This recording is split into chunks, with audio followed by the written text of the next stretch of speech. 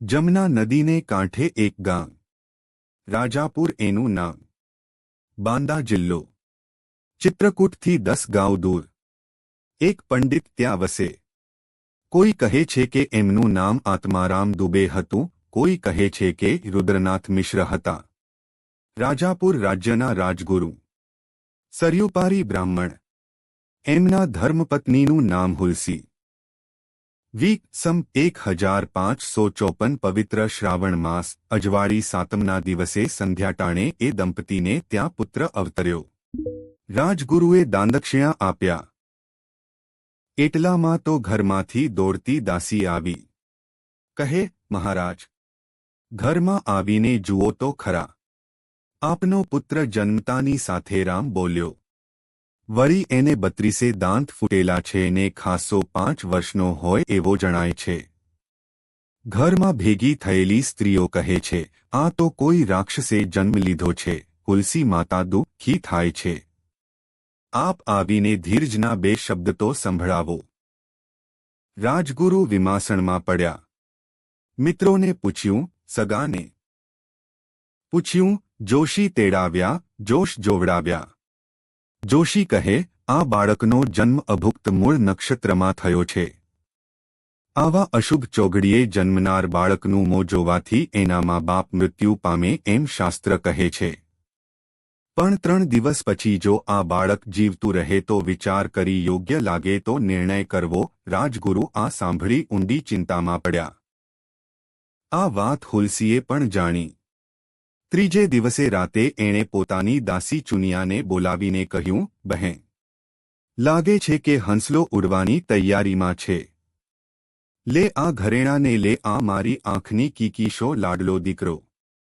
હરિપુરમાં તારી સાસુ પાસે ચાલી જા, ત્યાં એની સારસંભાળ રાખજે. મને બીક છે કે મારા મૃત્યુ પછી મારા પતિ આને ક્યાંક ફેંકી દેશે. માટે રાતોરાત અહીંથી નીકળી જા. કોઈ કશું જાણે નહીં તે સાચવજે. આમ દાસીને વિદાય કરી બ્રાહ્મ મુહૂર્તમાં તો એ સતીએ પણ દેહ મૂક્યો. રાજગુરુ જેવા પંડિત હતા એવા જ વહેમી હતા. પત્નીનું અવસાન થતાં એમનો વહેમ પાકો થયો. પુત્રની એમણે કશી પરવા ન કરી, કંઈ પૂછપરછ પણ ન કરી.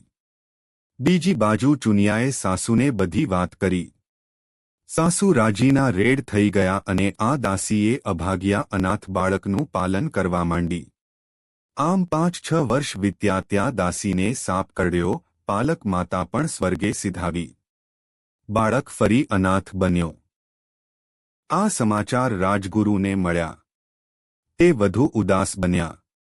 મનોમન નિશ્ચય કર્યો, જે પોતાની જન્મદાતા અને પાલક માતાને પણ ભરખી ગયો એનું મોં કદી નહીં જોઉં. અને જ્યાં બાપ જેવો બાપ સગો ન થાય ત્યાં એ બાળકનું કોણ રણીધણી. સહુના મનમાં ફડક પેઠી કે જ્યાં એ પગ મૂકશે ત્યાં ધનોતપનોત નીકળી જશે. આ અનાથ બાળક તે જ આપણા ચરિત્રનાયક સંત તુલસીદાસ, જેને માટે વિધિએ લખ્યો ન સુલેખ લલાટે. આ અભાગી, કર્મનો ફૂટેલો, સહુનો તરહોડાયેલો બાળ કુમળી વયમાં જ ઘેર ઘેર ભટકી ભીખ માગી ગુજારો કરતો, જગા મળે ત્યાં પડ્યો રહેતો. પણ રામ રાખે તેને કોણ ચાખે. કોઈ બ્રાહ્મણ બાઈ આવીને એને ખવડાવી જતી. આમ બીજા 2-3 વરસ વીત્યા. તારણહાર ગુરુ મળ્યા. આ સમયે ચિત્રકૂટમાં શ્રી રામાનંદના શિષ્ય નરહરાનંદજી રહેતા હતા. ભગવાનના અનન્ય ભક્ત, હરિરસમાં તલ્લીન, સાક્ષાત્કાર પામેલા. પ્રાણીમાત્ર પર એમને કરુણા. એક વાર પ્રભુની પ્રેરણાથી જ તે હરિપુર પહોંચી ગયા. એક ઘર આગળ અનાથ બાળકને ભીખ માગતો જોયો. ઘરધણી લાકડી ઉગામી કૂતરાથીએ ભૂંડા હાલે એને ભગાડતો જોયો. નરહરાનંદજીનો માહ્યલો મહોરી ઉઠ્યો. લાકડી આડો હાથ ધરી છોકરાને પાસે ખેંચી લીધો. રામ બોલા, ચિંતા ન કર, ભગવાન તારી સહાય કરશે એમ કહી એ નિરાધાર બાળકને સાથે લીધો. અનાથને સનાથ બનાવ્યો. બાળક સાથે એ અયોધ્યા આવ્યા. સંવત 1561ના મહાસુદ પાંચમ વસંત પંચમી ના પવિત્ર દિને સરયુતટે એને યજ્ઞોપવિત સંસ્કાર કરાવ્યો. ગાયત્રી મંત્ર આપ્યો. રામ નામનો ઉપદેશ આપ્યો. વેદવિદ્યાને અષ્ટાધ્યાયી સૂત્રો કંઠે કરાવવા માંડ્યા. રામબોલા કહેવાતા એ બાળક તુલસીની ધારણશક્તિ, સેવાબુદ્ધિ અને ભક્તિભાવથી સ્વામી નરહરાનંદજીને અપાર આનંદ થયો. થોડા સમય પછી ત્યાંથી નીકળી માર્ગમાં કથાપુરાણ કહેતા તેઓ શુક્રખેત વારાહક્ષેત્રમાં પહોંચ્યા. 5 વર્ષ ત્યાં રહ્યા. એની બુદ્ધિ ખીલવતા રહ્યા. યથાસમયે રામાયણનો પણ અભ્યાસ કરાવ્યો. બાળક આનંદ સાથે બોધ મેળવતો, રામરસ ચાખી ધન્યતા અનુભવતો. શિષ્ય સુયોગ્ય થતા અને પર્વ આવતા સ્વામીજી કાશી તરફ જવા નીકળ્યા. અનેક સ્થળે રોકાતા, અધિકારીજનોને ઉપદેશતા, દીનદુખિયાને તારતા તે કાશી પહોંચ્યા. પોતાના ગુરુ સ્વામી રામાનંદજીના સ્થાને મનોહર પંચગંગાના ઘાટ પર ઉતારો કર્યો. એ સમયે આ ઘાટ પર શેષ સનાતન નામના મહાત્મા રહેતા હતા. એમનું શરીર વૃદ્ધ પણ મનોબળ યુવાન જેવું. વેદો અને શાસ્ત્રોમાં પારંગત. તેજસ્વી મુખમુદ્રા. સિદ્ધ દશા અને તપશ્ચર્યા માટે સર્વત્ર જાણીતા. તુલસી એમના સંત તુલસીદાસ સમાગમમાં આવ્યો. એ બ્રહ્મચારી બાળક સુંદર અને સરળ સ્વભાવનો, તેથી શેષજી પ્રસન્ન થયા. એની યોગ્યતા જોઈ નરહરાનંદજીને તેમણે કહ્યું, મુનિરાજ, આપના આ શિષ્યને અહીં જ રાખો. તેની વૃત્તિ સાંસારિક નથી, પણ મંત્રધ્વનિ અને પ્રભુભજનમાં મગ્ન રહેનારી છે.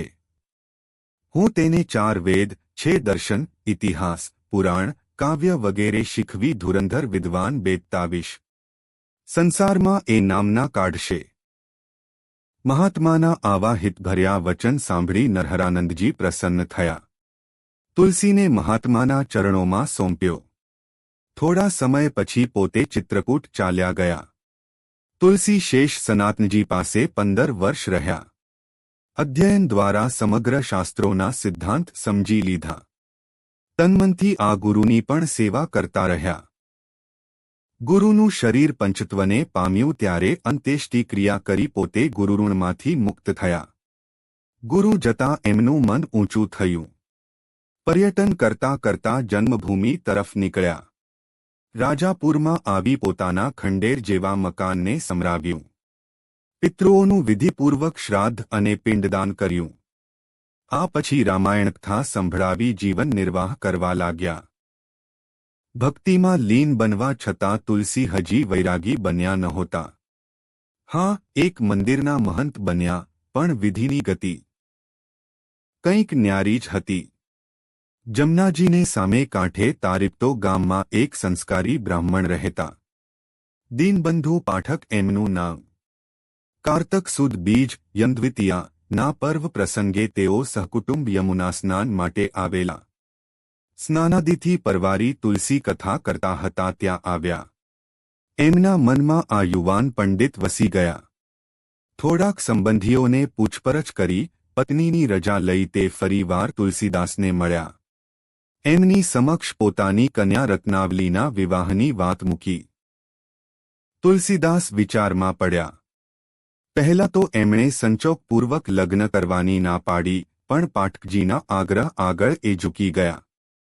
રાજી થઈ એ સજ્જને જોશી બોલાવ્યા, મુહૂર્ત જોવડાવ્યા, કંકોત્રીઓ લખી.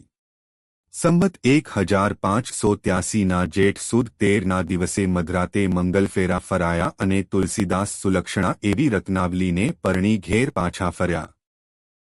હવે તુલસી તેના રૂપસૌંદર્ય પર એવા મોહિત થઈ ગયા કે રાત દિવસ તેની પાસે જ રહેતા. એક ઘડીએ તેનાથી અળગા થવાની તે કલ્પના કરી શકતા નહીં. આમ ઝડપથી 5 વર્ષ વીતી ગયા. રત્નાવલી પ્રેમના અતિરેકથી થાકી ગઈ. ઘણી વાર પિયર જવાની ઈચ્છા થતી, પણ તુલસીનો પ્રેમ એની ઈચ્છા કરતાં વધુ બળવાન નીવડતો. એવામાં એકવાર રત્નાવલીનો ભાઈ આવ્યો. તેણે સમાચાર આપ્યા કે માતા બહુ બીમાર છે અને તને જોવા સંત તુલસીદાસ ઈચ્છે છે. આ સાંભળી તેને એક પળ 1 વર્ષ જેવી જણાવા માંડી. તુલસીદાસ કોઈ જરૂરી કામે બહાર ગયા હતા. હવે શું થાય? રત્નાવલીને થયું, આવી બાબતમાં વિલંબ પાલવે નહીં. તેઓ કંઈ થોડી જ ના પાડવાના હતા. એ તો દાસીને કહી ભાઈની સાથે પિયર પહોંચી ગઈ. પત્નીનો ઠપકો. સાંજે તુલસી ઘેર આવ્યા. ઘર સુમસામ. દાસીએ સમાચાર કહ્યા. બસ એ તો ઉલટા પગે ચાલી નીકળ્યા સાસરા તરફ. રત્નાવલી વગર એમને ઘડીએ ચેન પડે એમ નહોતું. ચોમાસાના દિવસ, મેઘલી રાત, ઝરમર વરસાદ વરસે. છતાં અંધારા ઉલેચતો આ યુવાન ચાલ્યો જ જાય છે. નદી પાર કરી થોડાક ગાંવ ચાલી સાસરે પહોંચ્યા. મધરાત થવા આવી હતી. ઘરમાં સહુ ઊંઘતા હતા. યુવાને સાદ દીધો. અવાજ ઓળખી રત્નાવલીએ બારણા ઉઘાડ્યા, પણ લાજની મારી એ અડધી થઈ ગઈ. ધરતી માર્ગ આપે તો સમાઈ જાય એવી એની સ્થિતિ થઈ. વડીલોને શો જવાબ દેશે? એણે સ્વામીને ઘરમાં લીધા. તુલસી હજી કશું બોલવા જાય છે ત્યાં તો નાગણની જેમ ફૂંફાડા મારતી રત્નાવલીના તીર જેવા શબ્દો છૂટ્યા. लाज न लागत आपको, दौरे आए हो साथ, धिक अधिकार जैसा प्रेम को कहाँ कहो मैं नाथ. अस्थि चर्ममय देहमम, तामे जैसी प्रीत तैसी श्रीराम में है, होती न तो भवभीति. अरे रे, आ हाड़चामना कोथरा सरखी काया, एमा आवड़ी तेशी माया. पूंठे पूंठे दौड़्या आव्या. जरी के विचार न थयो. आटलो प्रेम जो भगवान राम में राख्यो होत तो भवनी भावट भागी जात, दर दर फीटी जात, लख 84 फेरा फरवा मटी जात. तड़तट धाणी फूटे एम शब्दों निकलता जाय छे. तेजीने तो टकोरो ज बस. तुलसीना हृदय पर जादुई असर थई. महापंडित एवा युवानना मूळ संस्कारनी वाट संकोराई. नजर समक्ष साक्षात सरस्वती तरवरी रह्या. जाणे गंभीरताथी कहता होय, हे वत्स, विधर्मीओना राज्यमां असहिष्णुता ने क्रूरतानुं साम्राज्य छे. परदेशी शासको प्रजाने संतापवामां ज सुख माने छे. धर्म मरी परवार्यो छे. नथी कोईनुं धन सलामत, नथी आबरू सलामत. सुख, संतोष, निरांत, स्वमान के देशदाज धर्मदास क्यांय शोध्याय जड़ता नथी. हे मनवा, अनेक जन्मोना पुण्योदय महामूलो आ मनखादेह मळ्यो छे, एने रंगरागमां वेडफी दईश. जो तो खरो, भारत मातानो कण कण कणसी रह्यो छे. हिंदू मात्रना मनमा भय अने भीरुता जामी गया छे. जाग अने एमने जगाड. मारी वाणीनुं तने वरदान छे, एना थकी धर्म अने संस्कृतिनुं रक्षण कर. हाडचामनी काया मारी, मोही ग्या शुं भाળી. भागे भावट भवनी भारी, लागे राम नाम शू ताड़ी. वैराग्य अने देशाटन. आ अगोचर वाणीए युवानना हृदयना तार झणझणी उठ्या. वीजळीनी जेम ए वळते पगले त्यांथी निकળી गयो. पत्नीए एने समजावी पाछा वाळवा प्रयास कर्यो, छेवटे जमता सुधी रोकावानो आग्रह कर्यो, पण एणे कशुं न गणकार्युं. रत्नावलीना मनमा तो आ कृत्य स्मशान वैराग्य जेवुं जणायुं, परंतु तुलसीना मूळ संस्कार जागी उठ्या. जाणे जांबवाने हनुमानमा सूतेली शक्तिने ढंढोळी जागृत करी. रत्नावलीना ए वेचने तुलसीना भक्तिसागरमां भरती आणी. रत्नावलीना भाईए आ वात जाणी, तेथी ते बनेवीनी पाछळ पाछळ गयो. सवार सुधी तेमने पाछा फरवा माटे करगरतो रह्यो, पण ते पाछा न फर्या ते न ज फर्या. निराश थई ते घेर आव्यो. तो बहनने बेहोश थई ढળી પડેલી જોઈ. થોડી સારવાર પછી તે ભાનમાં આવી. ભાઈએ તેને દિલાસો દીધો ત્યારે બહેને વળતો જવાબ આપ્યો, ભાઈ, હું તો આ સંસારમાં માત્ર મારા સ્વામીને પ્રભુનો માર્ગ બતાવવા જ આવી હતી. તેઓ હવે તે રસ્તો ચડી ચૂક્યા. મારું જીવનકાર્ય પૂરું થયું. આટલું કહી એણે શરીર છોડ્યું. જાણે ખુદ સરસ્વતીએ જ તુલસીના ચિત્તને રામરસાયણનો દિવ્ય માર્ગ ચીંધ્યો. તુલસીદાસ સાસરામાંથી નીકળી સીધા પ્રયાગ પહોંચ્યા. ત્રિવેણીમાં સ્નાન કરી કૃતાર્થ થયા. ગૃહસ્થવેશ તજી વૈરાગી સંત તુલસીદાસ બન્યા. તીર્થાટન કરતા કરતા અયોધ્યા પહોંચ્યા. ચાતુર્માસ ગાળી 4 ધામની યાત્રાનો નિશ્ચય કરી નીકળ્યા. જગન્નાથપુરી, રામેશ્વરમ અને દ્વારિકા થઈ બદ્રિકાશ્રમ પહોંચ્યા. માનસરોવર થઈને એમણે કૈલાસની પ્રદક્ષિણા કરી.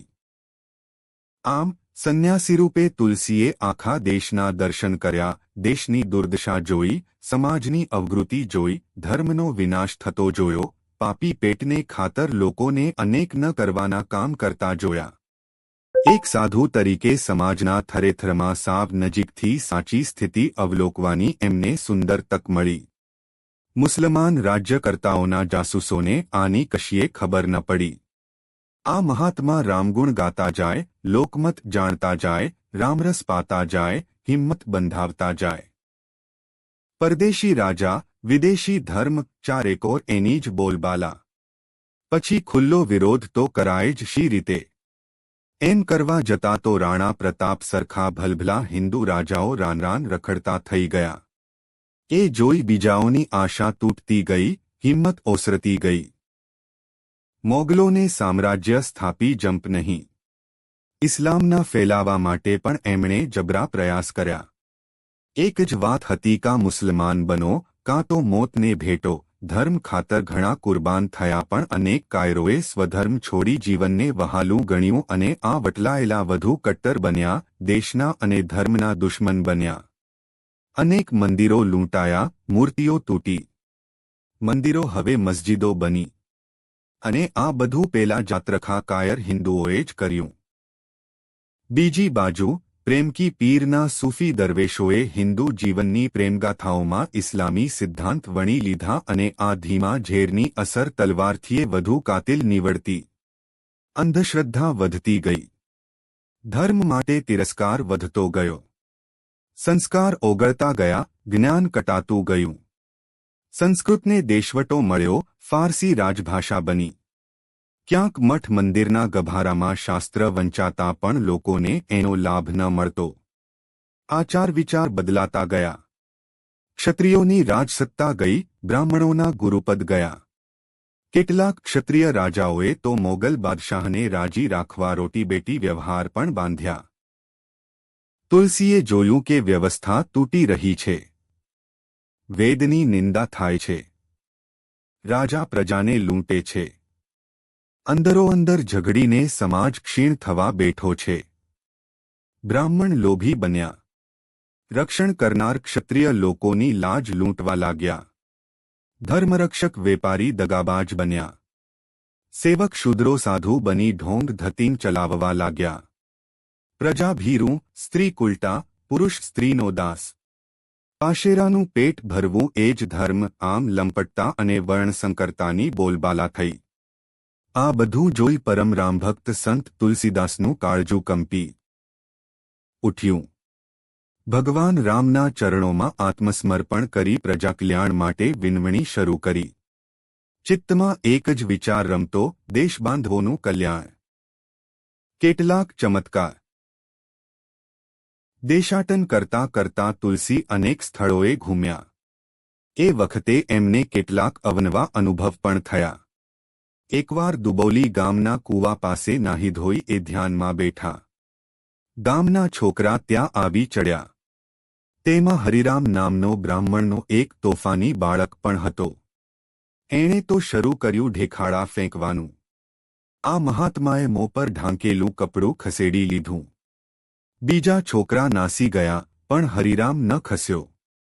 કાગનું બેસવું ને ડાળનું પડવુંની જેમ થોડાક સમયમાં જ હરિરામ ગુજરી ગયો. લોકોને થયું કે મહાત્માનો શાપ લાગ્યો.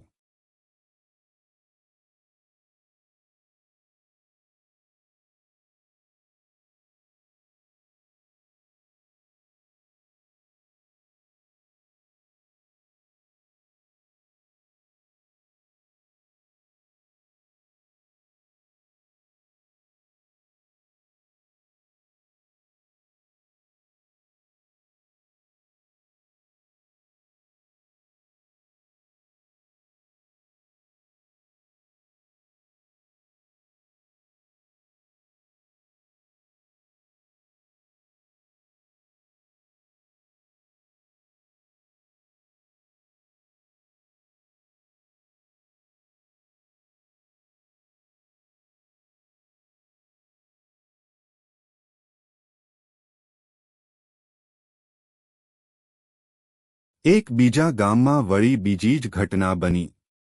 ચારુબાઈ નામે વિધવા બ્રાહ્મણી ત્યાં રહે. ભીખ માગી કે મજૂરી કરી પેટ ભરે, છતાં જે મળે તેમાંથી એ સંત સાધુનો સત્કાર જરૂર કરે. એક વાર તુલસીદાસજી ત્યાં જઈ ચડ્યા. એમનું પણ આતિથ્ય કર્યું. ઘરની દશા જોઈ તુલસીને દયા આવી. બાઈને આશીર્વાદ આપ્યા, જેના પર તું હાથ મૂકીશ તે વસ્તુ કદી ખૂટશે નહીં. ખરેખર ત્યારથી એ બાઈની દશા સુધરી ગઈ. ધીરે ધીરે તુલસીદાસજીની ખ્યાતિ વધતી ચાલી. એમના ચમત્કારો વિશે પણ અનેક લોકવાયકાઓ ફેલાઈ. એક ઐતિહાસિક ઘટના તો ખૂબ જ જાણીતી છે. એકવાર દિલ્હીના બાદશાહે એમને બોલાવવા હજુરિયાને મોકલ્યો. તુલસી ભજન ઉપદેશ કરતા દિલ્હી પહોંચ્યા. બાદશાહ જહાંગીરે સન્માન સહિત આસન આપ્યું અને પછી ચમત્કાર દેખાડવા આગ્રહ કર્યો. તુલસીએ કહ્યું, હું તો રામનું નામ જાણું છું, ચમત્કાર નહીં. આથી બાદશાહે ખીજાઈને એમને કેદમાં પૂર્યા. તુલસીએ હનુમાનની સ્તુતિ કરી. દરબારમાં અનેક વાનર પ્રગટ થયા. બેગમોના કપડાં ફાડી નાખ્યા. બાદશાહને પણ ભોંય પર પટક્યા. રાજમહેલમાં હાહાકાર મચી ગયો. બાદશાહ ગભરાયા. તુલસીને પગે પડી માફી માગી. એમના કહેવાથી બાદશાહે કેદખાનું વાનરોને અર્પણ કર્યું. તુલસીને પાલખીમાં બેસાડી માનપૂર્વક વિદાય આપી. શ્રીરામનો સાક્ષાત્કાર તીર્થયાત્રા કરવા નીકળેલા તુલસી 14 વર્ષ ભ્રમણ કરી ભવવનમાં ચોતુર્માસ માટે રોકાયા. રામાયણની ત્યાં કથા કરતા. વનવાસી સંતો પ્રેમથી તે સાંભળી ધન્ય થતા. એકવાર કોઈ પ્રેતે પ્રગટ થઈ તુલસીદાસને કહ્યું, હું હરિરામ છું. આપના ધ્યાનમાં મેં ખલેલ પહોંચાડેલી, તેથી મારી અવગતિ થઈ છે. મને સેવા કરવાની તક આપો, જેથી મારો ઉદ્ધાર થાય. આપ જે કહેશો તે હું જીવજાથી કરીશ. તુલસી કહે, ભગવાન શ્રીરામના દર્શન સિવાય બીજા કશાની મેં લાલસા નથી. પ્રેતે કહ્યું, એ તો મારા ગજાસંત તુલસીદાસ બહારની વાત છે, પરંતુ શ્રી હનુમાનજી કોઢિયાનું રૂપ ધરીને રોજ આપની કથા સાંભળવા આવે છે. તે સૌથી પહેલા આવે છે અને સહુથી છેલ્લા જાય છે. અવસર જોઈ આપ એમના પગ પકડી પ્રસન્ન કરજો. આપની મનોકામના એ પૂર્ણ કરશે. તુલસીએ એ પ્રમાણે કર્યું. હનુમાનજીએ પ્રગટ થઈ આશીર્વાદ આપ્યા. પછી ગદગદ કંઠે કહ્યું, તમે ચિત્રકૂટ જાઓ. એકાત્મભાવે ત્યાં રામભજનમાં લીન બનો. પ્રભુ આપને અવશ્ય દર્શન આપશે. તુલસીદાસ ચિત્રકૂટ જવા રવાના થયા. માર્ગમાં પોતાના પૂર્વજીવનનું સ્મરણ થતાં પગ પાછા પડતા, પણ ભગવાન પરની શ્રદ્ધા એમને આગળ ને આગળ દોરી ગઈ. ચિત્રકૂટ પહોંચી રામઘાટ પર આસન જમાવ્યું. થોડા સમય પછી ચિત્રકૂટની પ્રદક્ષિણાએ નીકળ્યા. માર્ગમાં બે સુંદર રાજકુમારોને ઘોડેસવાર થઈ જતા જોયા, પણ તે ઓળખી ન શક્યા. રાતે હનુમાને સ્વપ્નમાં કહ્યું કે તે રામલક્ષ્મણ હતા. તુલસીદાસ જાગી ગયા. બેચેન થઈ પસ્તાવા માંડ્યા. ભાવાવેશમાં રડવા માંડ્યા. પ્રાતઃકાળમાં પુનઃદર્શન થશે એવી પ્રેરણા આપી હનુમાનજીએ ધીરજ બંધાવી. સંવત 1107ની મૌની અમાસ. પ્રાત કાળનો સમય. રામઘાટ પર મેળો ભરવાનો દિવસ. લોકોની અને સંતમહાત્માઓની ભારે ભીડ જામવા માંડી. તુલસીદાસ રામનામના સ્મરણ સાથે પ્રેમપૂર્વક ચંદન ઘસી રહ્યા છે. બે યુવાન રાજકુમાર ત્યાં આવ્યા. બાબા, અમને પણ ચંદન લગાવો. આ જોઈ તુલસી વ્યાકુળ બની ગયા. હાથ અટકી ગયા. યુવાનોના સૌંદર્યને નિરખવામાં તલ્લીન થઈ ગયા.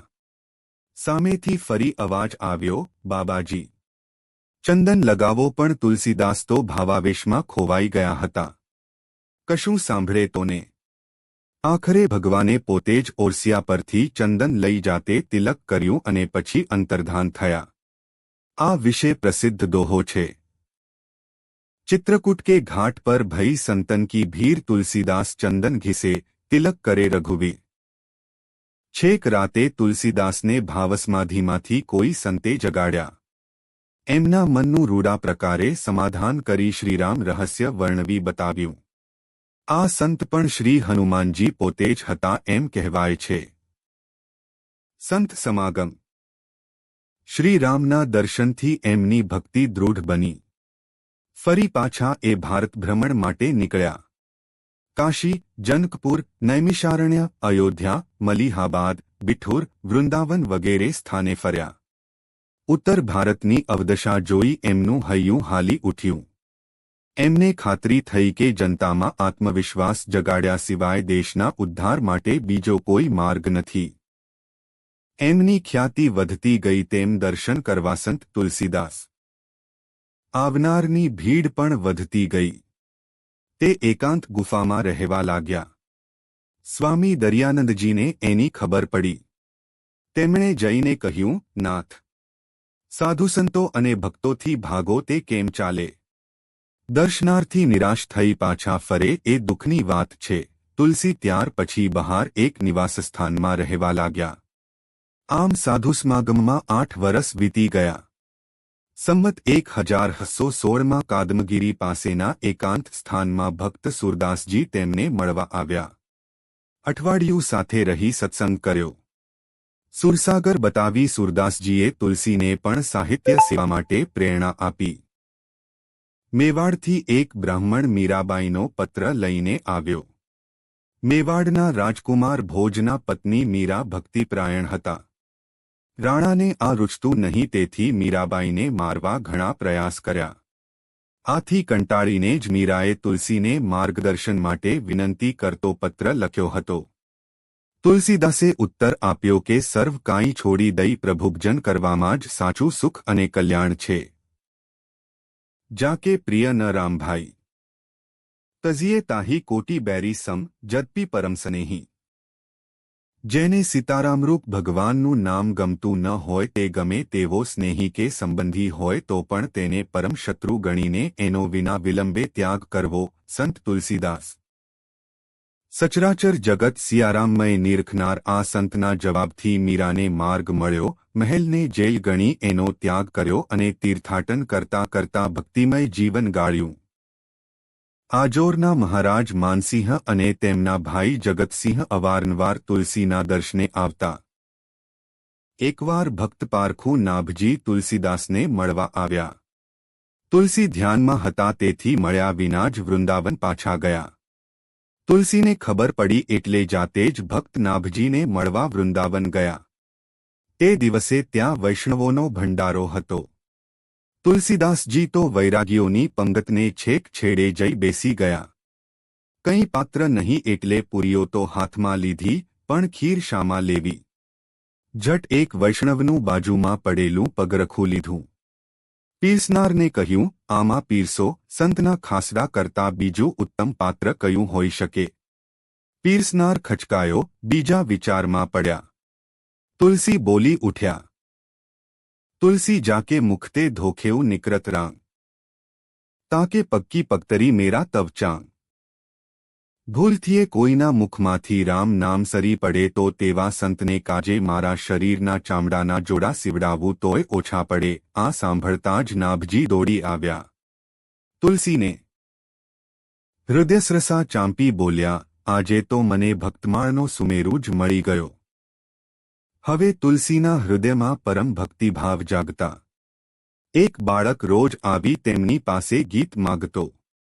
તુલસી લખીને આપતા એટલે તે કંઠે કરી એમને ગાઈ સંભળાવતો. આમ રોજ નવીન પદો રચાતા. એનું સંકલન તે શ્રીરામ ગીતાવલી, આ જ રીતે શ્રીકૃષ્ણ ગીતાવલી પણ રચી. એકવાર પ્રયાગમાં 2 મુનિ મહારાજોના દર્શન થયા. એમના શ્રીમુખે રામકથાનું ગુપ્ત રહસ્ય પણ જાણ્યું. તે ત્યાંથી અયોધ્યા જવા નીકળ્યા, પણ માર્ગ ભૂલ્યા અને જઈ પહોંચ્યા કાશી. કાશી જતા રસ્તામાં દિગપુર પાસેના સીતાંભી નામના સ્થળે ગયા. આસન કરતા જ ત્યાં એમના ચિત્તની વૃત્તિ બદલાઈ ગઈ. ન લાગે ભૂખ, ન લાગે તરસ, ન આવે વિચાર, ન આવે નિદ્રા. ગાંડાની જેમ બસ તાક્યા જ કરે. હૈયાના સાગરમાં ડૂબતા ગયા, ડૂબતા ગયા. ત્યાં તો સુંદર કવિત સરયું. જહાં વાલ્મીકી ભયે વ્યાધતે મુનીન્દ્ર સાધુ, મરા મરા જપે સિખ સુની ઋષિ સાત કી. ત્યાં ઉઠી માર્ગમાં ચુનારગઢના રાજાને કેદખાનામાંથી છોડાવી કાશીના પ્રહલાદ ઘાટ પર પહોંચ્યા. એક બ્રાહ્મણના ઘરે નિવાસ કર્યો. રામચરિતમાનસની રચના હૃદયમાં ઉમંગ છે. ભક્તિના સાગરમાં ભરતી આવી છે. શ્રીરામનું ચરિત્ર ગાય છે, પણ સંસ્કૃતમાં રચેલી કવિતા રાતે લોપ પામે છે. રોજ દિવસે લખે, રાતે ચોરાઈ જાય. એક અઠવાડિયું આમ ચાલ્યું. તુલસીદાસ મૂંઝાયા. મહાદેવજીએ સ્વપ્નમાં દર્શન દઈ આજ્ઞા કરી, તમારી માતૃભાષા અવધી હિન્દી માં જ કાવ્યની રચના કરો. સંસ્કૃતનો મોહ છોડો. જનતાના કલ્યાણ માટે જનતાની ભાષામાં જ લખો. તેમાં જ તમને દિવ્ય પ્રેરણા મળશે, આદર્શ ફળશે અને જનહિત થશે. આજ્ઞાનું પાલન કરવા જ તુલસીએ સંસ્કૃતને બદલે લોકભાષામાં લખવાનું શરૂ કર્યું. સંવત 1131ના ચૈત્ર સુદ 9 રામનવમી થી શરૂ કરી સંવત 1133ના માગસર માસમાં રામચરિતમાનસ પૂર્ણ કર્યું. એના 7 કાંડ એટલે 7 સાગર તરવાના 7 વહાણ. એ ગ્રંથ બધી રીતે પૂર્ણ અને મહાન હતો, કેમ કે તુલસીદાસે ઘેર ઘેર ભીખ માગવાથી માંડી મહર્ષિપદ સુધીની સ્થિતિ ભોગવી હતી. દેશભરમાં ઘૂમીને અનેક પ્રકારના અનુભવ મેળવ્યા હતા. સાધુ સંતોની કૃપાથી શાસ્ત્રજ્ઞાનમાં પારંગત બન્યા હતા. આથી એમની એ પીઢ રચનામાં શાસ્ત્રજ્ઞાન, સ્વાધ્યાય, મનન, પર્યટનને જીવનના વ્યાપક અનુભવના ગહન પડઘા ઝીલાતા જોવા મળે છે. એમના ખૂબ જાણીતા ગ્રંથ 12 છે: રામચરિતમાનસ, રામગીતાવલી, વિનયપત્રિકા, જાનકી મંગલ, પાર્વતી મંગલ, રામલા નહહું, દોહાવલી, કવિતાવલી, રામાજ્ઞા પ્રશ્ન, વૈરાગ્ય સાંદીપની, કૃષ્ણગીતાવલી અને બરવઈ રામાયણ. રામચરિતમાનસમાં શક્તિ, શીલ અને સૌંદર્યનો ત્રિવેણી સંગમ છે. તુલસીના રામ સર્વશક્તિમાન, દીનબંધુ, દયાળુ અને આદર્શ એવા મર્યાદા પુરુષોત્તમ છે. એને શરણે જવાથી સઘળા દુઃખ નાશ પામે છે. જનતાએ એમાં વિશ્વાસ મૂક્યો. નતમસ્તકે આ અભિનવ સંદેશ ઝીલી લીધો. લોકોમાં અત્યાચારનો સામનો કરવાની નવી શક્તિ આવી. જીવન જીવવાની ગુરુચાવી એમને મળી ગઈ. ઠેર ઠેર રામચરિતમાનસનો મહિમા ફેલાયો, ઘેર ઘેર એનો જય જયકાર થયો. વિરોધીઓની પજવણી. તુલસીની વધતી જતી લોકપ્રિયતાથી કાશીના અદેખા પંડિતો ચિંતામાં પડ્યા. એમને થયું, હવે આપણા માનપાન જશે અને આજીવિકા પણ જશે. લોકભાષાની આ પોથી સહુ વાંચશે, પછી સંસ્કૃતના અર્થ કરનાર તરીકે આપણો ભાવ કોણ પૂછશે? આ ભયથી પીડાઈ એમણે પંડિતોની સભા ભરી. નહહુ વિવાહની એક પદ્ધતિ જેમાં વરનું મુંડન કરવામાં આવે છે, નખ કાપવામાં આવે છે અને એના શરીરે ઉબરણ લગાડવામાં આવે છે. બરવે એ નામનો એક હંદસંત તુલસીદાસ સંસ્કૃતનો મહિમા ગાયો, તુલસીની રામકથાની નિંદા કરી અને રામચરિતમાનસની ચોરી કરાવવા પ્રપંચ કરવા માંડ્યા. એમણે 2 ચોરોને લાલચ આપી એ પોથી ચોરી લાવવા મોકલ્યા. ચોર તુલસીને ત્યાં ઘૂસ્યા, પણ 2 દિવ્ય રક્ષક જોઈ નાસી છૂટ્યા. બીજે દિવસે આવી તુલસીને પૂછ્યું, આપના સ્થાનમાં ધનુષબાણ ધારણ કરનાર શ્યામ અને ગોરા શરીરવાળા 2 કિશોર કોણ છે જે આખી રાત જાગતા પહેરો ભરે છે? આ સાંભળી તુલસીદાસ રડી પડ્યા. કહે, ભાઈઓ, તમે ધન્ય છો કે ભગવાન રામ લક્ષ્મણના દર્શન કરી શક્યા. ચોરો આ સાંભળી પસ્તાવો કરી પાપકર્મ છોડી તે વખતથી પ્રભુજનમાં લાગી ગયા. તુલસીદાસને પણ થયું કે મારા માટે ભગવાનને આવી ચિંતા કરવી પડે તે ઠીક નહીં. તેથી એમણે એ પોથીની બીજી પ્રત લખી અને મૂળ પ્રત પોતાના સ્નેહી ટોડરમલને ઘેર સાચવવા મૂકી. રામચરિતમાનસનો પ્રચાર તો વધતો જ ચાલ્યો. કાશીના પંડિતોની ઈર્ષ્યા પણ વધતી ગઈ. તેમણે એક તાંત્રિકને સાધ્યો. તાંત્રિકે માણપ્રયોગ સાધી કાળભૈરવને તુલસીદાસ પાસે મોકલ્યો, પણ ત્યાં સાક્ષાત હનુમાનજીને રક્ષણ કરતા જોઈ કાળભૈરવ પાછા ફર્યા અને પેલા વટેશ્વર તાંત્રિકને જ કોળિયો બનાવી દીધો. આમ અનેક વલખા મારવા છતાં કાશીના પંડિતો તુલસીદાસનો વાળ પણ વાંકો કરી શક્યા નહીં અને રામચરિતમાનસનો મહિમા રોકી શક્યા નહીં.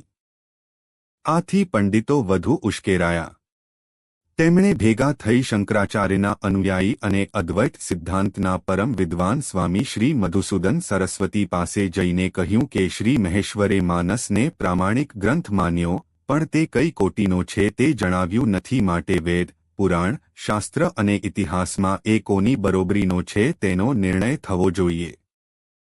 સ્વામીજીએ કહ્યું કે હું એ પુસ્તક મંગાવીને જોઈ લઉં, પછી જ કંઈ કહી શકું. તુલસીદાસ પાસેથી એ ગ્રંથ મંગાવી તેઓ આદિથી અંત સુધી વાંચી ગયા. પરિણામે એટલા તો પ્રસન્ન થયા કે ગ્રંથ પાછો મોકલતી વખતે સાથે નીચેનો શ્લોક લખી મોકલ્યો: આનંદકાને યસ્મિન જંગમસ્તુલસીતૃ કવિતા મંજરી ભાતી રામ.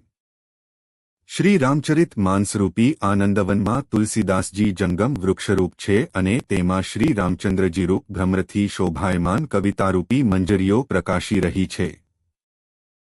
પંડિતોએ ફરીથી આવીને સ્વામીજી પાસે નિર્ણય માગ્યો. તેમણે કહ્યું, શા માટે તમે મહાદેવજીને જ નથી પૂછી લેતા? વળી પંડિતો વિફર્યા. રાતે શિવમંદિરમાં પહોંચ્યા.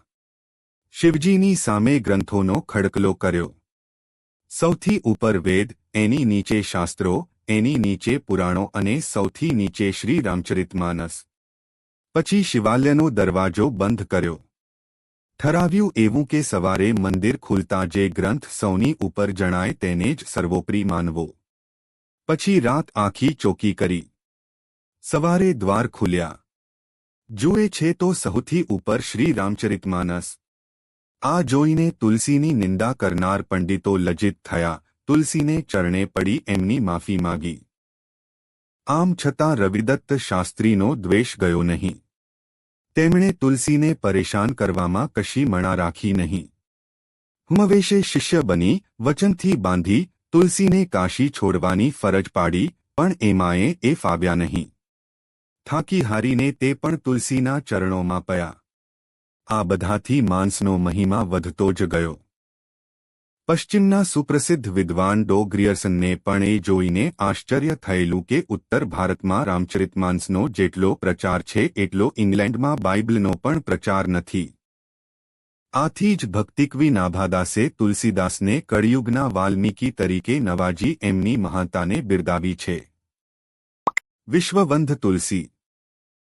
તુલસીએ પરધર્મ સામે ટક્કર ઝીલી, જનતાને સ્વધર્મનું ભાન કરાવ્યું. વળી હિન્દુ ધર્મના આંતરિક શત્રુઓ જેમ કે મતમતાંતર, ઈર્ષ્યા, કલહ, અંધવિશ્વાસ વગેરેથી પણ રાષ્ટ્રનું રક્ષણ કર્યું.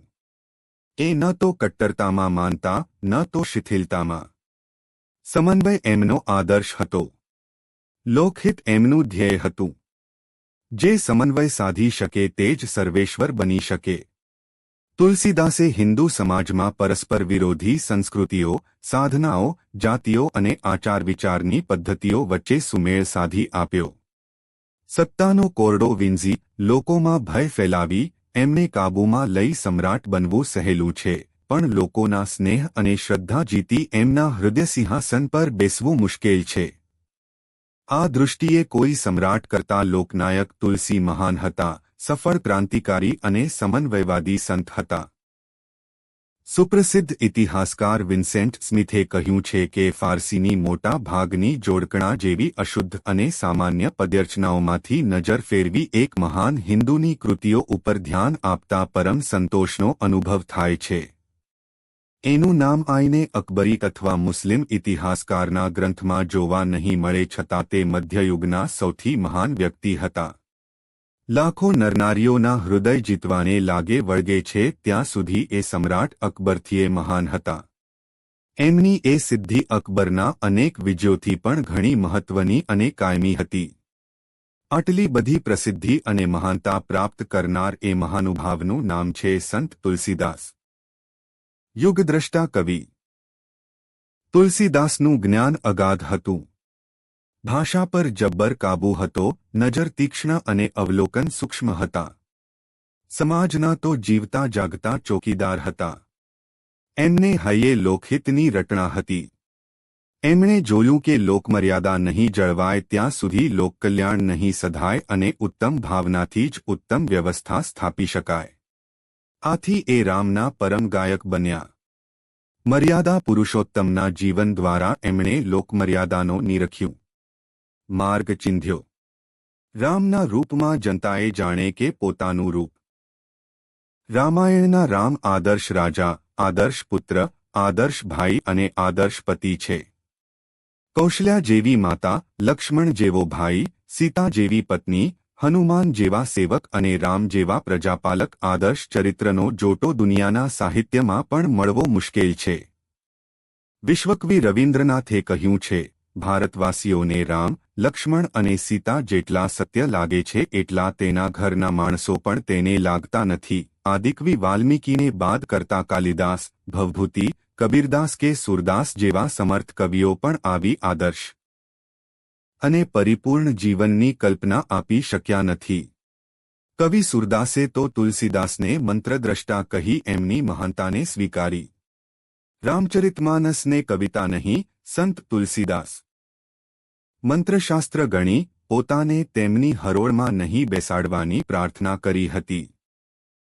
નમ્રતાની મૂર્તિ. તુલસીદાસ સમર્થ યુગદ્રષ્ટા કવિ છે, મહર્ષિ છે, વિદ્વાન છે.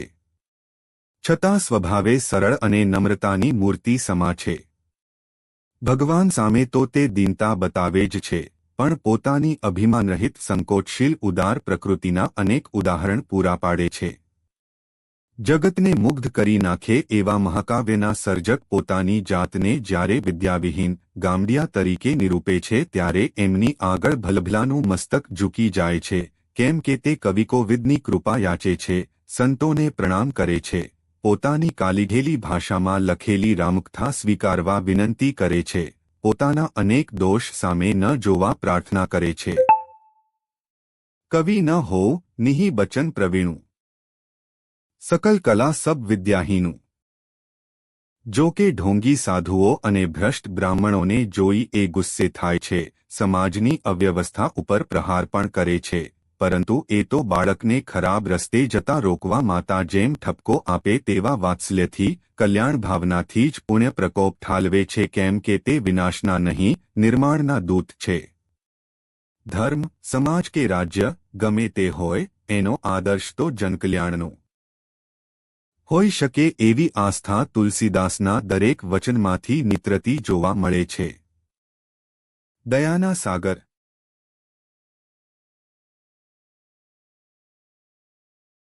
અનેક કષ્ટ વેઠનાર સંત તુલસી દયાના સાગર સમા હતા.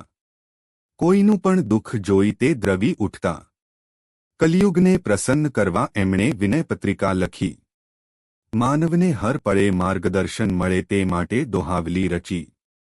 કેવળ રામનામના ગુણ ગાનાર અને પ્રાકૃત જનોની ખુશામત કરવા વાણીનો વ્યય કરનાર પર ચીડાનાર તુલસીદાસનું હૈયું પોતાના પરમ મિત્ર અને ભક્ત ટોડરમલના મૃત્યુથી ભરાઈ આવ્યું. આ પ્રસંગે જીવનમાં પ્રથમવાર એમણે એક દુન્યવી વ્યક્તિ માટે લાગણી ભર્યા 4 દોહા રચ્યા. ટોડરના પુત્રોને વારસો પણ વહેંચી આપ્યો. એના પંચનામાનો કેટલોક ભાગ તુલસીદાસના સ્વહસ્તાક્ષરમાં લખાયેલો હજી પણ સુરક્ષિત છે. પોતાના એક બીજા ભક્ત ગંગારામ જ્યોતિષી એકવાર મુસીબતમાં મુકાયા. રાજજ્યોતિષી તરીકે રાજાએ એમને એક પ્રશ્નનો ચોક્કસ ઉત્તર આપવા જણાવ્યું. એમની આ મુશ્કેલી તુલસીદાસે જાણી અને તેને મદદ કરવા શ્રીરામાજ્ઞા શકુનાવલીની રચના કરી આપી, જેના પરથી ગંગારામ પ્રશ્નનો જવાબ શોધી કાઢી બચી ગયા.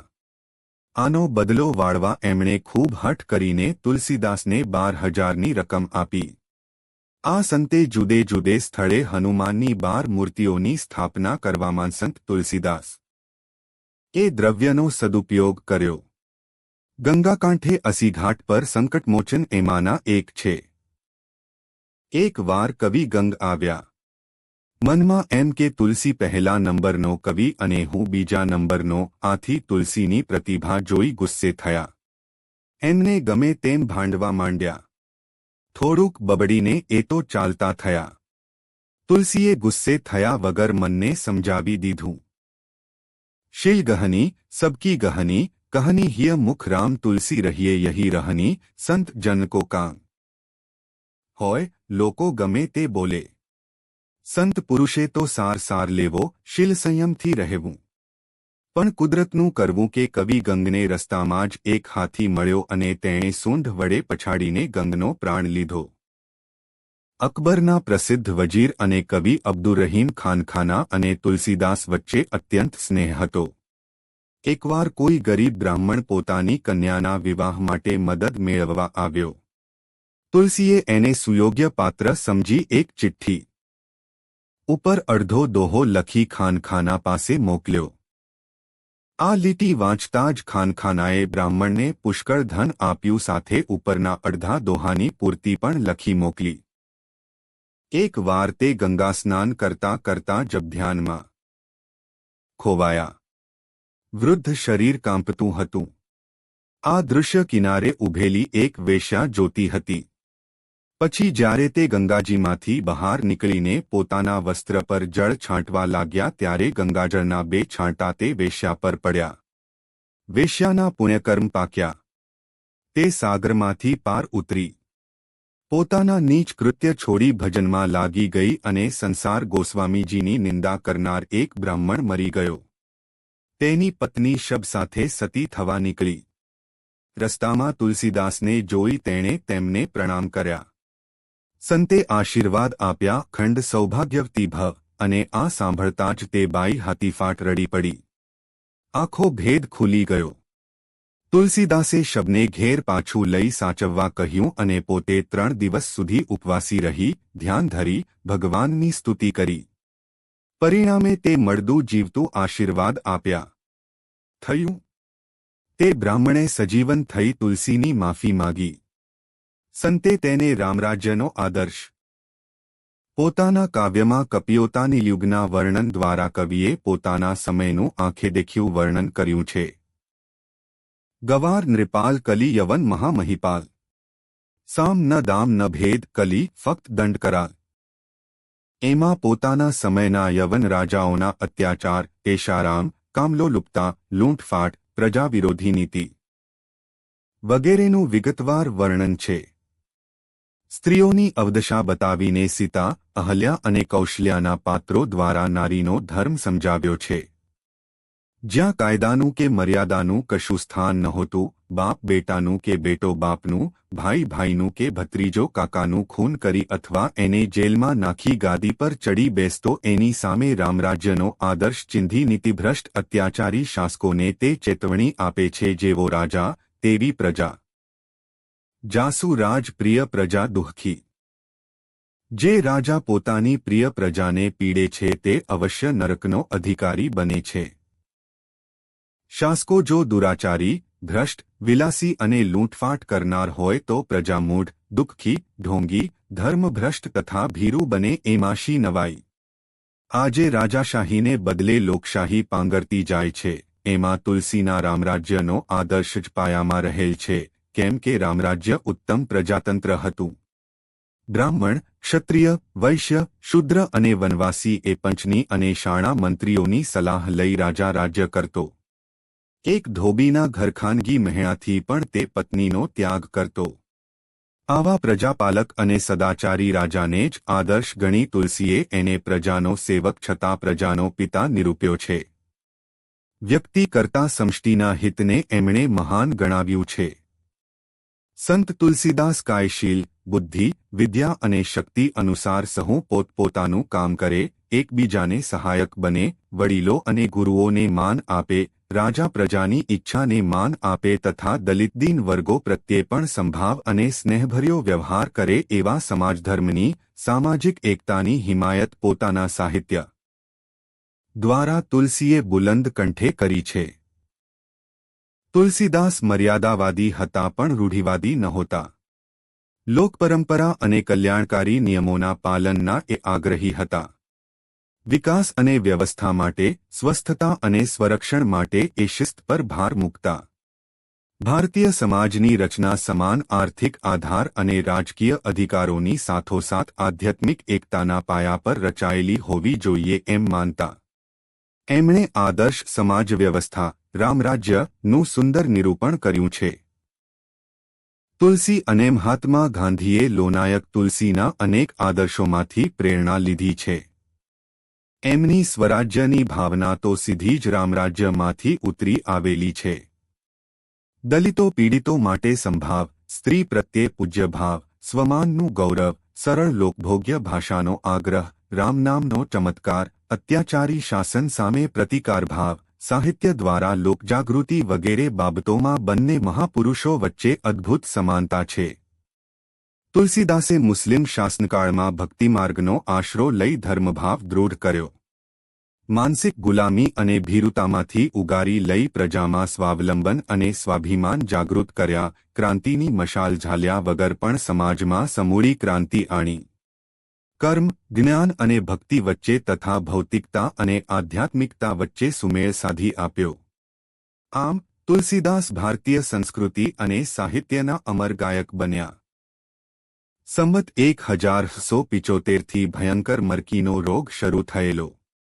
માત્ર આગ્રામાં રોજના 100 માણસ મરતા. કવિતાવલીમાં રુદ્રવિષીના આ પ્રકોપનું તુલસીએ વર્ણન કરેલ છે. એમને પણ બગલમાં ગાંઠ નીકળી. તાવ શરૂ થયો. હાથમાં પીડા એટલી બધી વધી પડી કે ઘડી ચેન ન પડે. ભગવાનને પ્રાર્થના કરી.